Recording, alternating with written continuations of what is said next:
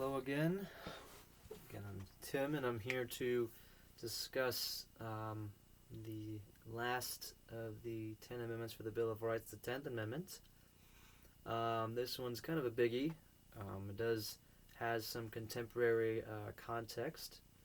The 10th Amendment states that the power is not delegated to the United States by the Constitution, nor prohibited by it to the states, are reserved to the states respectively or to the people. Pretty straightforward language. This was put in place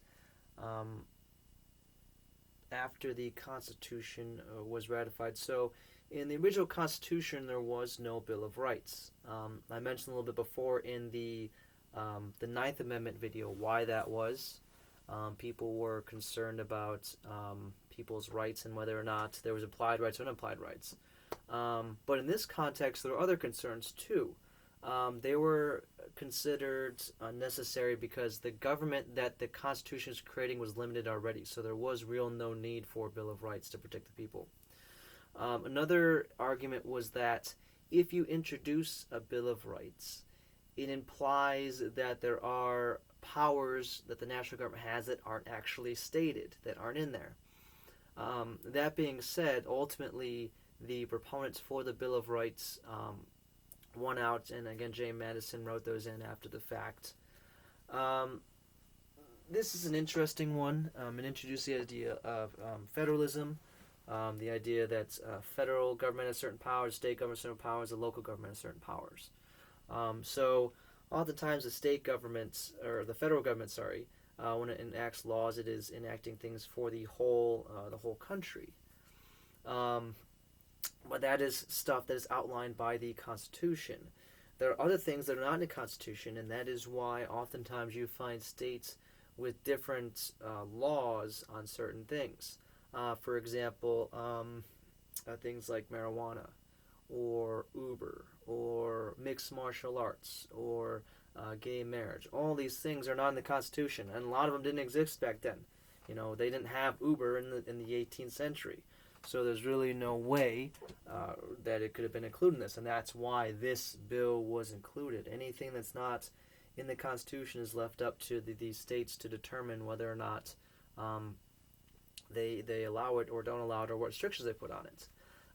Even something as another amendment, the Second Amendment with the Bill of Rights. The Second Amendment is the right to bear arms and was commonly known, but there's no real restriction on that other than you can't just outright ban them. There's no restrictions as to what the governments can and can't do in terms of making it easy or not easy for citizens to acquire guns. And so hence why you see different gun control laws in different states. States like New York has stricter ones compared to, say, Texas. And all because it's not specifically stated in the Constitution. Now, there are ways around this. Court cases, more often than not, have really favored the federal government in forcing state and local governments to kind of enact federal guidelines.